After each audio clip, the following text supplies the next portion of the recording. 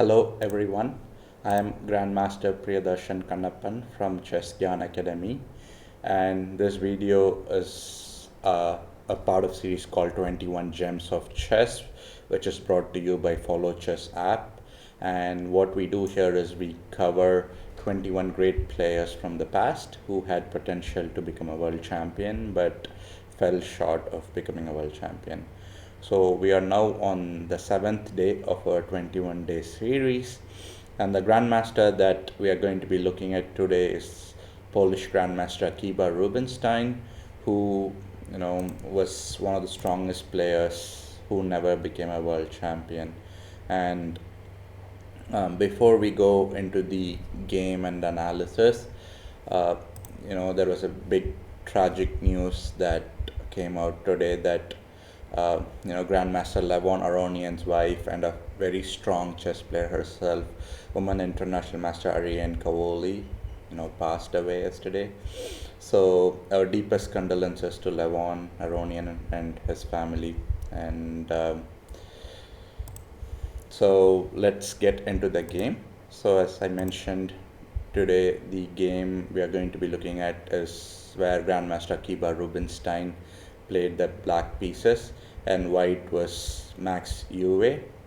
And this game was played in Den Hague International in 1921. So white started with e4 and black responded c5, knight f3, knight f6. So this is the Nimzowitsch variation in Sicilian, and as it's named after Nimzowitsch, we can easily guess that this move was played for the first time by Nimzowitsch in 1911. And in my opinion, this is a very good surprise weapon for black to play on an occasional basis, because the path to advantage for white isn't actually that clear, and even some strong players have failed to win with white. I mean, failed to get an advantage or failed to get anything substantial with white pieces against the Nimzowitsch variation. So can be used as a very good surprise weapon in my opinion. So white played e5, because if anything else like knight c3, then most likely it will just transpose into open Sicilian or other normal Sicilian variations. So if white wants to try to refute knight f6, then white certainly has to play e5, knight d5.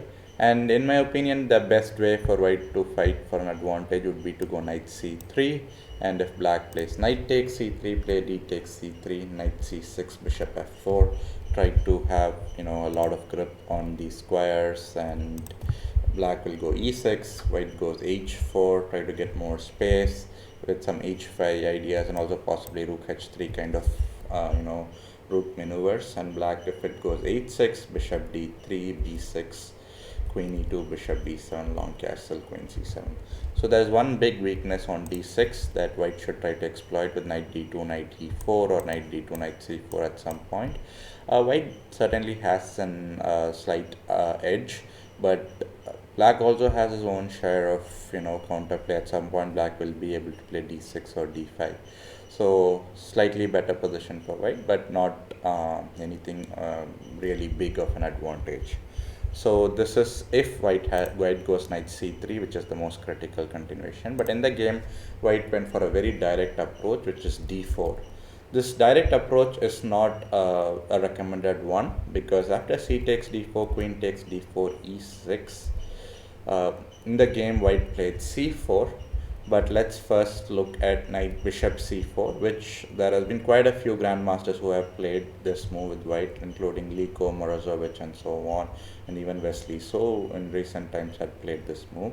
And black can continue with knight c6, queen e4, d6, short castle, d takes e5, knight takes e5, and bishop d6 in this position.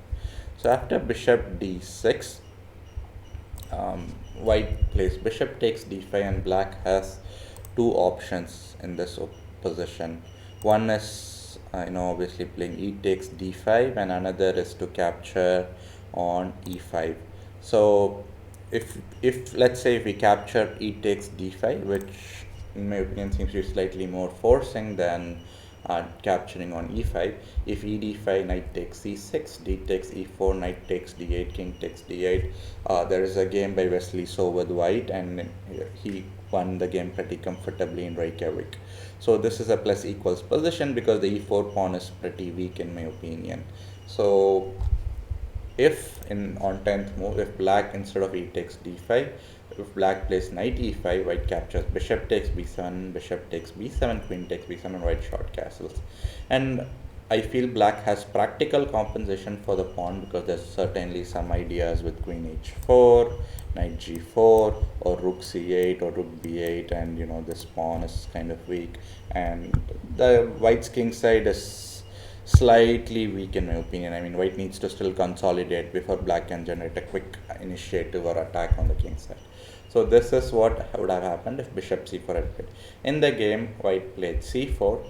This was a novelty or a new move in when this game was played, and I know these days it's impossible to get a new position or a fresh position on move 6, but in 1921, like you can easily get very new ideas and fresh positions because there are not a lot of games played.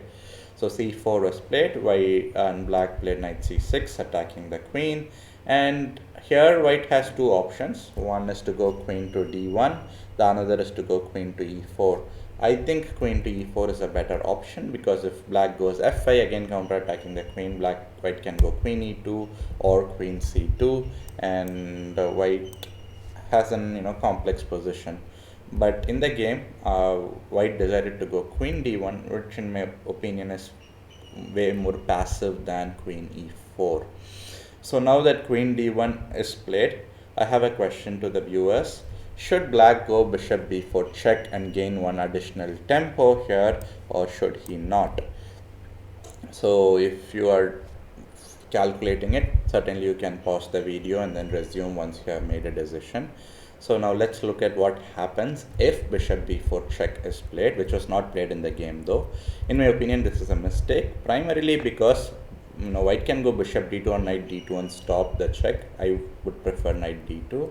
And the point being, at some point if black decides to capture bishop takes d2, the only kind of piece that had some sort of control on this d6 square was this bishop, and if black is forced to give up the bishop also, then d6 becomes a very big kind of a hole that white can exploit.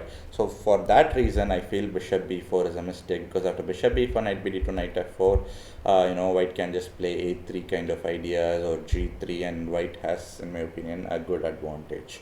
So that is why bishop b4 would not be a good move, and instead black went knight d7 in the game. And here, if this position was played in, let's say, modern times, I think white's the way white would approach should be completely different. White would go something like bishop e2 or bishop d3, or even some sort of quick development move, some knight c3, and not worry much about this pawn on e5 because that pawn is high chances white may lose that pawn due to knight g6 or some sort of queen a5 check and knight takes e5. But white would focus more on developing and getting the king safe and try to get counterplay for the sacrificed pawn. But when this game was played in 1921, white decided that it's important to save this pawn. So white goes bishop d2. So one idea is that it stops queen a5 idea checks. Queen a5 check doesn't exist anymore. Another is if knight g6, which was played in the game, white can go bishop c3 or queen e2 followed by queen c7, then bishop c3 and defend this pawn. So more of a defensive approach to hold on to the e5 pawn. So for bishop c3, black decided to go b6 and white played h4. So this, in my opinion, is a critical position in this game because white has a very definite threat to go h5 and move this knight away from g6. So how black reacts here is of utmost importance, and I really like the way Rubinstein responded in this particular position. He played the move d6. So before d6, we'll look at what if kind of a standard response, which is to stop h5 from coming on the board. So black himself goes h5, then white would go knight bd2, bishop b7, long castle, and a complex position on the board. I would not take any sides here because both sides have some really good threats. So this would have happened if black went 11th move h5. In the game, black played a move that I really like, which is d6. So black decides to approach the game and in a way where he's going to fight for initiative. I mean, it may look a bit risky to play d6 and open up this diagonal for the bishop on c3, but the point I think that Rubinstein understood here is that the white king is on e1 and it's kind of unsafe. I mean, it cannot at any time soon get short castled. The only way it can get castled is if white develops the knight to d2 or a3 and long castle, but even then the king on c1 would feel very unsafe because the queen is on c7. So once Rubinstein understood this, he decided to go for d6 and open up the position. So for black's response to d6, white played e takes d6, bishop takes d6, and here there is one very critical move, which is bishop takes g7. We have to calculate if it's worth calculating, capturing the pawn.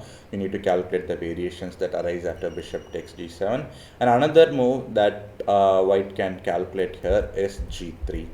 So if you are watching this video, if you want to calculate, I would strongly suggest maybe 5 minutes of your time. You can pause the video and calculate all the complications and variations and try to choose a move. So let's see what happens if white decides to go g3. So the key idea is obviously, this f4 square is no more accessible for the black knight or bishop, and if bishop b7, white goes bishop g2, and if knight g5, white plays knight bd2, and a complex unclear position is reached on the board. And in case instead of g3, the other critical variation that I mentioned is capturing the pawn. Now black can go rook g8, bishop h6, and here black has two ways he can develop the bishop on c8, a6 or b7. There's only very minor difference between both. First, let's look at bishop to a6, because here black is putting pressure on c4, and also possibly if knight c3, then knight b5 is not a big deal because there's always bishop takes b5 capture. So for bishop a6, knight c3, long castles, white also long castles, and then bishop f4 check, bishop takes f4, queen takes f4, and black has compensation for the sacrificed pawn, because good chances either he'll be able to win this pawn or g2 pawn in few moves time, in my opinion. So this is what would have happened if black goes 14th move bishop a6.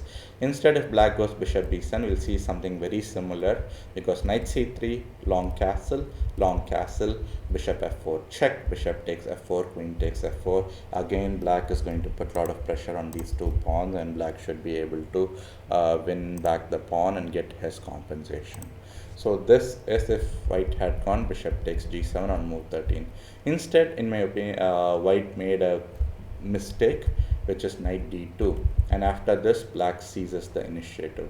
Knight f4, and here I think at least white should have gone queen d1, and if e5, g3, knight e6, black has very strong control on the d4 square. This bishop is bad, so clearly black is better, but at least white is not terribly worse, is what would have happened after 14th move queen d1. Instead, white played queen e3, black gained another tempo attacking the queen, bishop c5, queen e4, f5, queen c2. So to the audience, you should see the piece path of the white queen. We are now on 16th move and we have queen c2 on the board. So if you look at the piece path of the queen started off from d1, and then it went to d4, and then I think there's close to 5 to 6 moves that the queen has already made, like queen d1 to queen d4, then queen d4 to queen e4, and then queen e4, I think it went back to queen e2 or so on, or no, the queen went queen d4 back to queen d1. So out of 16 moves, white has made a lot of queen moves. That's the basic point I'm trying to make here. And all these queen moves are basically just based off tempos at the end of the variations. So that is why queen, even if you do a simple comparison on move, like 13, when the knight was white played knight bd2, and compare it with the position on move 16, the only change is for white is the queen has moved from e2 to c2, but in the meantime black has got his knight from g6 to f4, bishop is now on c5, pawns on f5. So black has tremendously improved his pieces and pawns in the last few moves, whereas white was only moving his queen. So for queen c2, black went short castling, I would have preferred to go bishop b7 just to make white guessing for one more move which side is black going to castle, because actually long castle is also not a bad idea. There are some big threats with knight b4 and so on with long castling, so it would have been better to keep white guessing by going bishop b7. Instead Rubinstein decided to short castle and white decided to play g3 and knight g6. So here a move that I actually couldn't understand why Max Euwe decided to go h5 here, because the reason why I don't understand this move is because white is kind of understood is behind in development. The king is still in the center of the board, so why should white go and provoke the black knight on g6 to a better square? Instead, why not white go something like bishop g2, develop the bishop, get ready for short castling if needed. But short castling immediately would not really work, because even if it's white to play and let's say white short castle, there is some tactics with queen takes g3 kind of ideas, so which white needs to be careful about. But bishop g2, black would go bishop d7 and white can long castle here. The point being, if bishop takes f2, it's not a free pawn, because white can play h5, knight h8 and go g4 and generate tremendous counter attack or counter play. Because of something like fg4, then white can go knight g5 and create mating threats on h7 and so on, and black could be in danger.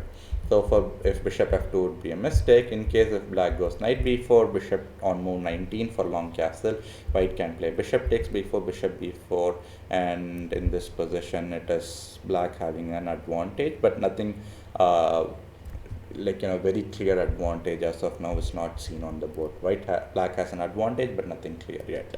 So this is if 18th move bishop g2, but instead white decided to go h5 and unnecessarily provoking the knight on g6 to move to a good square. The knight on g6 was actually not doing much, but by playing h5, white provokes the knight to go to e5, where it's doing a very critical role in my opinion, being in the center of the board, and from e5 it can even jump to g4 and attack the f2 pawn.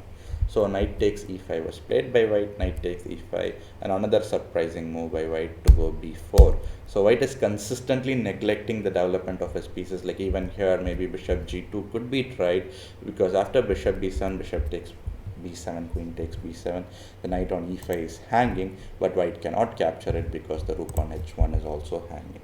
So black is better, but at least white would have not been as worse as going b4, because here like attacking the bishop on c5 means black is going to make a black is forced to make a decision, and at the same time you have to understand the white king is still at the center of the board.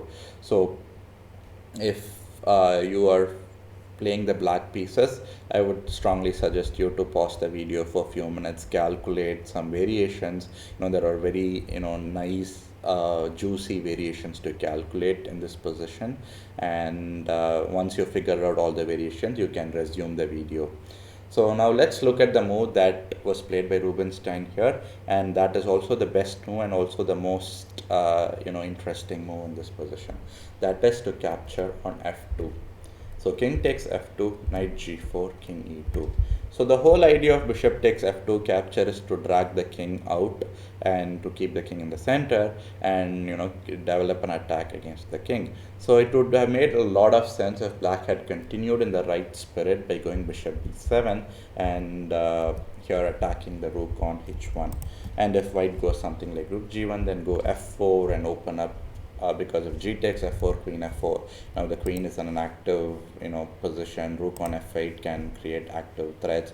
Bishop f3 check is coming, queen f2, and white is in big trouble. Instead of bishop b7, black made a mistake here by capturing queen takes g3. So now if you are playing white, how would you defend this position or get an advantage playing the white pieces? There are quite a few variations to calculate, so I would strongly suggest you to pause the video and calculate before you resume the video. So now let's look at how white can actually get an advantage after queen takes g3. Before how white can get an advantage, let's look at a variation that looks obvious, but it will lead only to some sort of a perpetual check or an equality variation, which is rook h3. If white goes rook h3, here black will give a check, queen f2, king d1, rook d8. Now as there's a pin, black is threatening to play queen takes f1 with a mate. White can go king c1, rook takes d2, queen takes d2, queen takes f1, king b2, queen takes h3. Black has a extra knight and 2 pawns, but unfortunately it's white's to move. So white can go queen d8 check, king f7, and go queen c7 check, and so on, and force a repetition draw, because black can play something like king e8, but then white can go back queen c6 check and repeat. So this would have happened if white goes 23rd move, rook h3. So this is a rook h3 is an equal variation. The line that gives white an advantage is queen d3. So the queen is now coming to the defense of the king, and not just that, more critically, the c2 square is cleared for the king to run in case of emergency. So queen d3, let's look at the most logical move. What if just queen takes d3 and king d3, knight f2 check? So king c2, knight takes h1, but here white has bishop g2 attacking the knight and the rook. So black has to go rook b8, and white can play bishop takes h1. So the point being, now white is threatening bishop e5 was one idea, exploiting the rook situation. Another is rook g1 attacking, g7, and also knight f3, knight e5 kind of move. So even though black has rook and 2 pawns for 2 minor pieces, the pawns are not going anywhere, and white has a big advantage in my opinion. So this is for queen d3 if black captures queen takes d3. Instead, for queen d3, if black goes queen f2 check, white will go king d1, bishop to b7, rook to h3, rook a d8, and then queen e2. So here white wants to queen trade, and if also another threat is to capture on e6. So if black goes e5, white will simply go king c2, and white has an advantage in this position, as white has consolidated his weak king, and the king is now safe, and there is some pawn cover for the king, and also the white pieces are slowly getting to become active. So this is what white should have played, 23rd move queen d3 to get an advantage. Instead, white made a mistake and white played bishop d4. Even though bishop d4 does defend these two squares, there are other problems with this move which black is going to exploit. So black goes bishop b7, white goes rook h3, and here if you're playing black pieces, you have an option, in my opinion, either to go to f4 or d6. So you should make that decision. So you should pause the video, make that decision, and then resume the video. So here black went queen d6, which in my opinion is the best move. Let's see what happens if black had gone queen f4. So if queen f4 is played, white can play queen c3, rook a d8, and then if bishop takes g7, it would be a big blunder by white, because black can go rook f7 and the bishop is kind of trapped on g7, or black also has ideas like rook f d7 and generate threats down the d file. Or also queen f2 check is coming, because this bishop, which was earlier on d4, was protecting this f2 square, but once the bishop is moved, f2 square can be accessed by the black queen. So instead of bishop takes g7, white can go bishop e3, and leads to an equality, unclear compensation position. So this is if 24th move queen f4, but instead black played the correct move, which is to play go queen d6. So white responds with queen c3, and here black again has an option to play rook a d8, and I feel this would have been the best move for black, but this was not played on the board, because again if bishop takes g7, the same story, rook f7, and this bishop is in a very unfortunate position, because even if something like bishop h8, I think black can even play moves like e5 and cut the connect between the bishop and the queen. So for rook a d8, if white goes bishop g1, black can play f4, and the idea of f4 is to play f3 check, and if knight takes f3, then go queen f4 and activate the rook on f8. So if white goes knight f3, then black can go e5 with threats to go e4, and white is in big trouble. So this is if on 25th move black goes rook a d8, but this was not played in the game. Instead, black played e5. So white goes bishop g1 and black goes f4. So black is starting to roll his pawns and create active threats. So it becomes very critical for white to start counter-attacking and to create some threats on his own. A move like king d1 would be very passive, because then black can go knight e3 check, and unfortunately bishop e3 wouldn't be of good move for white, because after f takes e3, it's not just that the d2 knight is being attacked, but rook takes f1 is a threat also coming up, because the knight on d2 is pinned. So because of this, bishop e3 is not possible, and if white goes king c1, knight takes f1, knight takes f1, and e4 looks like the logical move, but this leads to h6, and white can create some threats against the black king. So it is better to first play h6, stop the h6 by white threat, and then after white goes king b2, then go e4 and create play. Then e3 is a threat. If g7 comes under attack, black can go rook f7 and so on. So this position, black has an more than enough compensation, and black has the initiative also. So I would choose black in this position. So this is the line that we were discussing after 27th move, king d1, which is passive and is a mistake. Instead, white played the correct move, which is c5, a more active move trying to generate counter play, and black went queen h6, and white decided to go king e1. So king e1, or the other alternative for white is king d1. Both, the idea is pretty similar, that is to activate this bishop, because the king, when it was on e2, was blocking the path of the bishop. So when white moves the king away to e1 or d1, the path is open for white to go bishop c4 check and so on. So let's look at king d1. If black goes e4, white can go bishop e2, this is an option, and if f3, then go bishop c4 check, king h8, rook g3, and then put pressure on g4 and g7, and this is a complex position. So for e4, bishop e2, if black goes knight f6, then white goes bishop d4, and after rook a d8, again a complex position, but a higher probability that white can make a mistake than black. So certainly if you have to choose a side, I think most players would prefer to choose black, because white's chances of making a mistake is higher than black in this particular position. In the game, white played 28th move, king e1, and white played e4. So here, if you have the white pieces, I would suggest you to pause the video and calculate some variations, because there is only one critical move in this position for white which can keep the game complex and the evaluation close to unclear or equality unclear, because all the other moves for white here is just a mistake. So now let's look at that move which gives white an if white had found the best move would have been bishop to d4. The point being, when black went e4, black is trying to play e3 and shut down this bishop on g1. So by playing bishop d4, white is activating the bishop, and after e3, knight c4, f3, there is knight d6 threatening bishop c4 check. So black can go bishop d5, bishop c4, queen e6, and a complex position on board. So this is if 29 bishop d4 was played. In case if white goes knight c4, then black will just coolly play e3 and shut down this bishop on g1. White did not play bishop d4 or knight c4. Instead, white made a mistake by going rook h4. So for this, black played queen g5, white went queen h3, and then knight e3.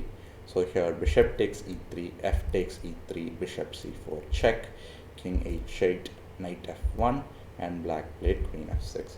So now this rook on a1 is under threat, queen f2 is a idea, queen c3 check is an idea, and this queen and rook are completely on the other wrong side of the board. They cannot take part in any of the defense activities, so white is just losing.